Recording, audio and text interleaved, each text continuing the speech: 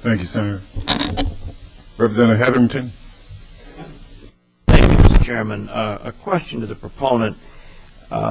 Do any other states have similar legislation through you, Mr. Chairman?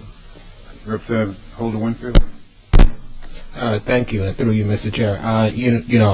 This bill came to us. I don't know the answer to that. I do know that other states have contemplated it. I don't know if or which states have passed the legislation. Representative Hetherington. Thank you, Mr. Chairman. I have several serious concerns about this bill. When I think of the sub-closing proposal at New London several years ago, as I recall, it was well publicized. There were meetings of employees that were organized by electric vote. That's how I recall it being reported. And members of Congress attended and others. And those meetings, as I understand it, were within the definition of this political.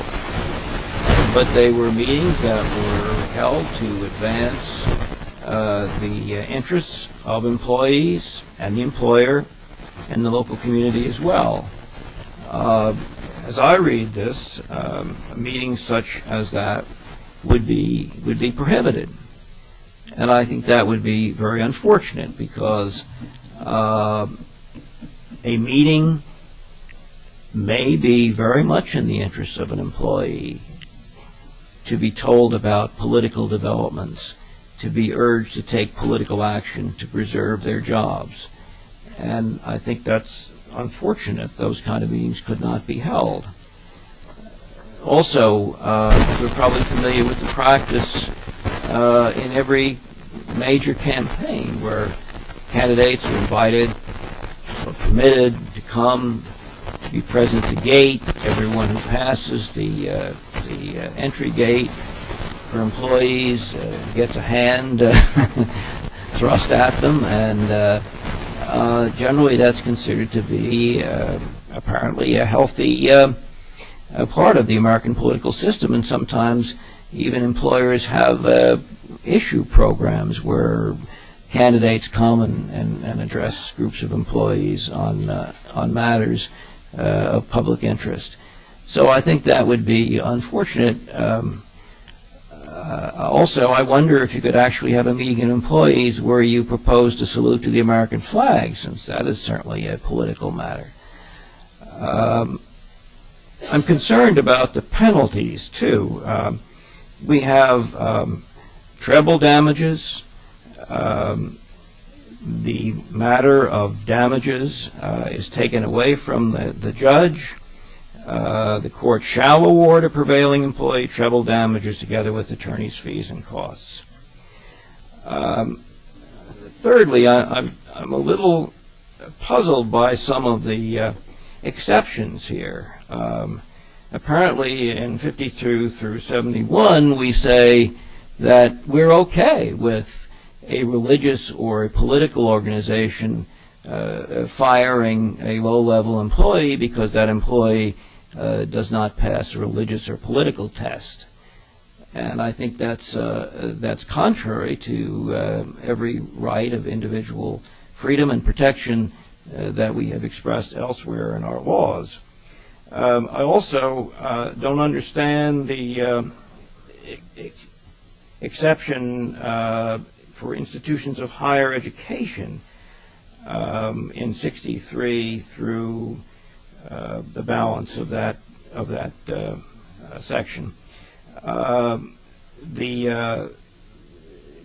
Certainly no one would suppose that this would mean that an institution of higher learning could not have a political science course or a course on comparative religions. But does this, why would, I'm not sure what this exception is supposed to do. Any symposia or academic program at such institution, you mean a college or university could require its employees, not students, its employees to attend programs with political or religious content? So I think that this is this bill is fraught with problems. I think it prohibits meetings that can have some very legitimate purpose in the interests of employer and employee alike. It seems to me the exceptions are somewhat odd and could be in conflict with protections we otherwise assume employees have. And I think that the taking away the discretion to award damages for violation is a mistake. Taking away from the discretion of the judge and placing it instead in statute as a command. So for that reason, and lastly, because we do not seem to be able to find any other states that have similar laws. Representative Shaven pointed out that this is a matter that may be regulated by federal law. I don't understand why at this particularly dismal time for the Connecticut economy we would want to get out front with a law that raises such uncertain pitfalls for employers, and frankly which may in the end be contrary to the interests of employees. So for that reason, for those reasons, I'm going to respectfully oppose this measure. Thank you, Mr. Chairman.